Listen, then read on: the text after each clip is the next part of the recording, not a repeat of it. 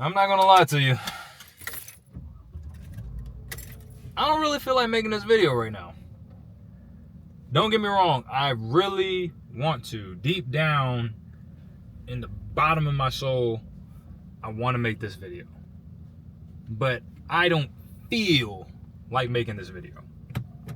But what am I doing? Camera's on, I'm talking, and we're driving.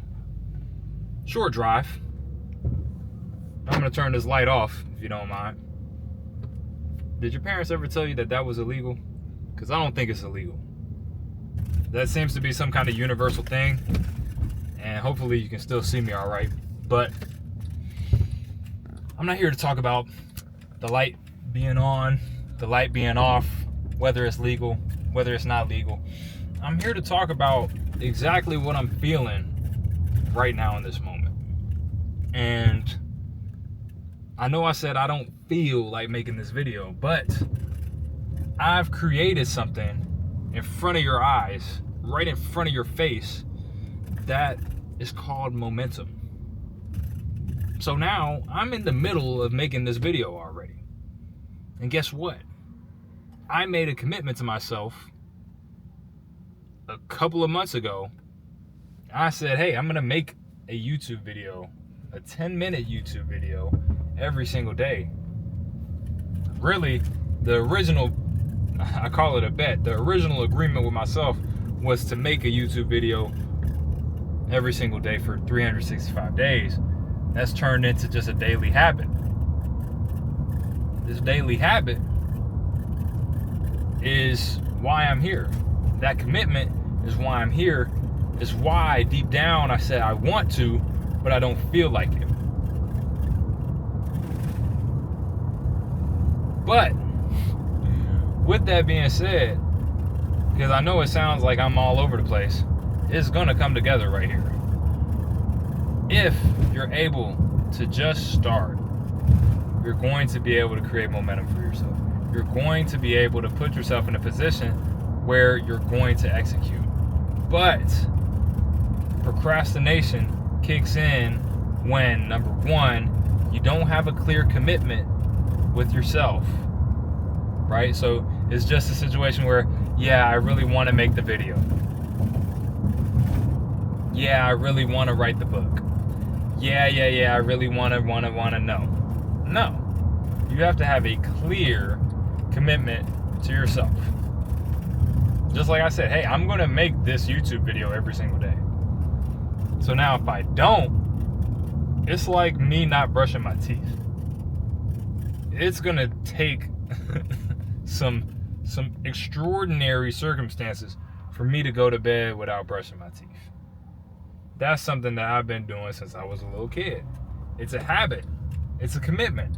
I said, hey, I'm going to brush my teeth twice a day. When I wake up, when I go to bed, I'm going to brush my teeth. Same thing with this video. But if I didn't make that commitment, how often would I go to bed without brushing my teeth? If I never said, hey, I'm going to brush my teeth twice a day. If I just said, hey, whenever I really feel like brushing my teeth, I'm going to brush my teeth. I would never brush my teeth. You know how many times I feel like going to bed because I'm that tired and just not brushing my teeth? A lot. But I know I made that commitment to my health. And I'm going to keep that commitment because my health is important. There's a reason why I made that commitment. Just like there's a reason why I made this commitment here on YouTube. Now, there are a lot of things pulling me down personally. I don't want to say it like that because that sounds very negative, but there are a lot of things that I could buy into and they could take my energy. I expected this channel or these videos to reach a few more people by now. That's natural. But at the same time, I recognize that I'm always going to feel that way. I'm always going to feel like my videos can reach more people. I'll give you a perfect example. On Instagram, we have over 13,000 followers. And we're reaching, on average, probably 10 to 20,000 people per video, if not more. I have a video that's creeping up on 1 million views. And I'm sitting here wondering why it doesn't have 1 million yet. Why is it being held back? It has over 700,000 views. What's holding it back? So it doesn't matter if it's 700 views or 700,000 views or 7 views. I'm always going to feel like the video could have more views because it could. So that's one of the things that makes me feel like, maybe it's not even worth it. Maybe it's not even worth it to make this video. And that is a dangerous trap that I pray you don't fall into. Because if you think something is only worth it because of a result that you get, then you're doing whatever you're doing for the wrong reasons. Not because you're a selfish person, but because you're distracted by the result. Because I'm going to tell you this. The people who climbed Mount Everest, right? This isn't the mountain in your county. This isn't the mountain that all the Visco girls go backpacking on to make it look like they're outdoorsy. No, this is Mount Everest. The people who go up there and make it back, they're not up there to say they climbed Mount Everest and post it on Instagram. Their motivations are deeper. They've fallen in love with climbing. So it doesn't matter if they feel like preparing for that mountain or not. They know that trip is going to the Himalayas. It's booked.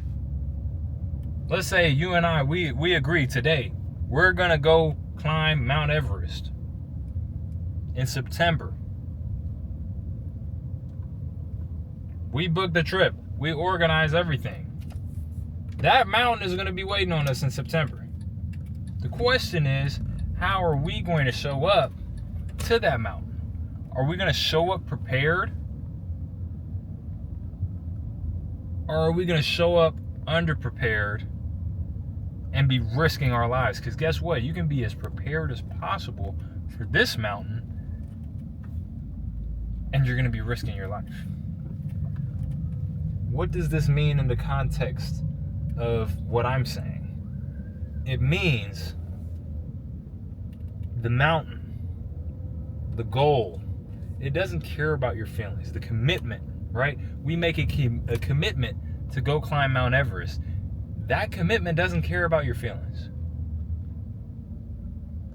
That commitment is going to hold you honest when your feelings aren't matching up with what you really want. You want to challenge yourself to climb. You know the biggest challenge in climbing is climbing Mount Everest. So you make the commitment to climb Mount Everest. But that commitment is not just a wish. That commitment requires you to prepare. Not just booking the flights and the tour and whatever. Obviously, I understand that there's not just some kind of leisurely tour of Mount Everest, but most of the time you have a guide, someone who knows the mountain better than you, especially if it's your first time climbing Mount Everest, not climbing in general. But the actual physical preparation, that's going to be the biggest key. If you sit on the couch for the 2 weeks, 2 months, 2 years, whatever it is that you've given yourself to prepare for that mountain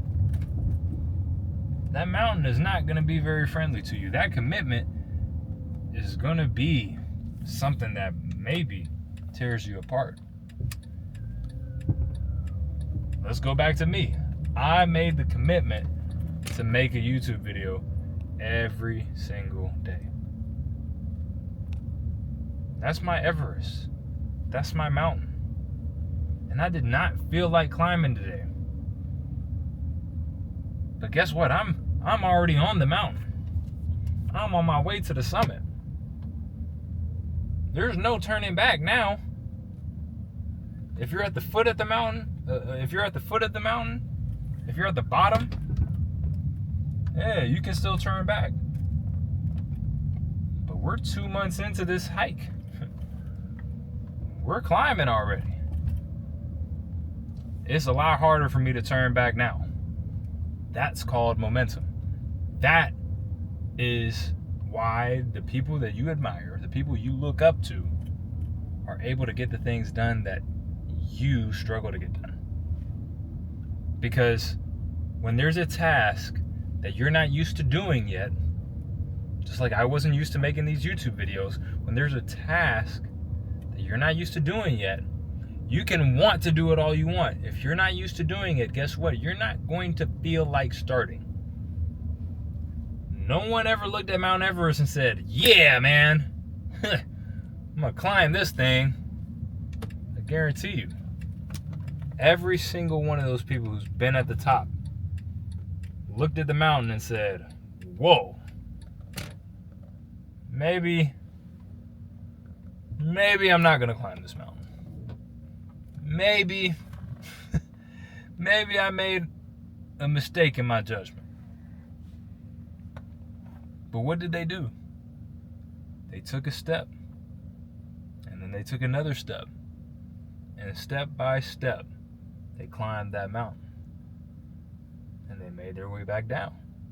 And now they have something to show for it. They have a story that they can tell, that they can inspire others with. And it's no different with me right now. I'm on the mountain. You see me on the mountain. And no, I didn't feel like making this video. That's why it's dark. I'm in the car. I just had a great meal. I'm a little sleepy, a little drowsy. But I'm here. I'm showing up. Because I know I am not going to regret making this video.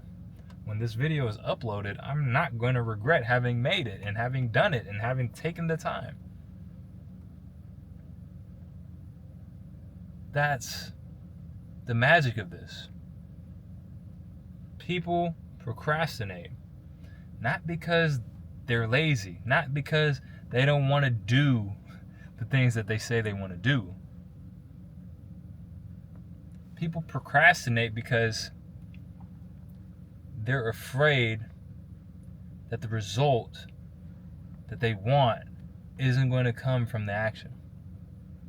I'll give one more example, and I'm going to get in this house, get this video uploaded. For me, writing my books, I used to only, and I write every single day now. Let me start that off by saying that. I write every single day now, and I used to spend entire summers not even touching the document. Months on end, not even opening the document. And I open it every single day, and I write. I write my books. The shift came when I decided that I don't need to have a complete, uninterrupted, perfect, deep work session to write. I approach it as if I were a little kid. Little kids bounce from task to task. Little kids get distracted all the time, but little kids get stuff done. So for me, I understand that I'm not going to have a perfect setup to film these videos. I'm not going to have a perfect setup to write my books. I'm not going to have a perfect setup to train and become a better athlete. But I do have a commitment to take a step forward in those things every single day. So yeah, this might not be the one. This might not be the video that blows up. This might have taken me too long to catch my flow. A vast majority of people might already have clicked off. But you didn't. You're here. And so me climbing my mountain today, it helped you. Because you stuck around for a specific reason. Something that I said made you say, hey, I need to listen to what this dude has to say. Even though he doesn't feel like telling me, he wants to. And I can tell that he wants to. And my energy has changed over the course of this video. You can see that. I can feel it. Maybe you can too.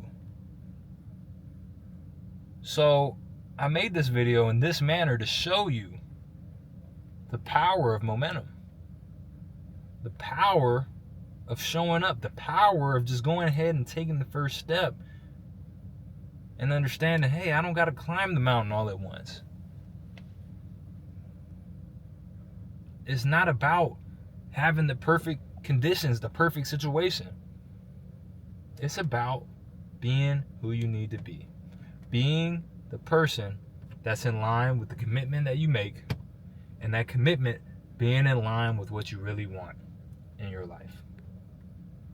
If you want to climb Mount Everest, you need to do the work on the front end. Sitting on the couch is going to put you and your dreams at risk. So talk to me down below about where you feel like you've been sitting on the couch, metaphorically, obviously, and where you need to take your first steps up the mountain. What's your Everest? What's your 365-day YouTube challenge? What's your Instagram? What is your, whatever it is, whatever metaphor example stuck with you? What's your book? What's your book that you've been procrastinating for months? What document do you need to open? For me, this is my Everest right now. And I'm very proud of myself for showing up every single day. If you want to be a part of that, then make sure you're subscribed. Always remember that the best is yet to come. And I'll see you tomorrow. Or on the next video, which should be right here. And the option to subscribe, as I said, and be a part of this journey, be a part of this climb of YouTube Mountain. That's right back here somewhere. I'll see you wherever you choose to see me next.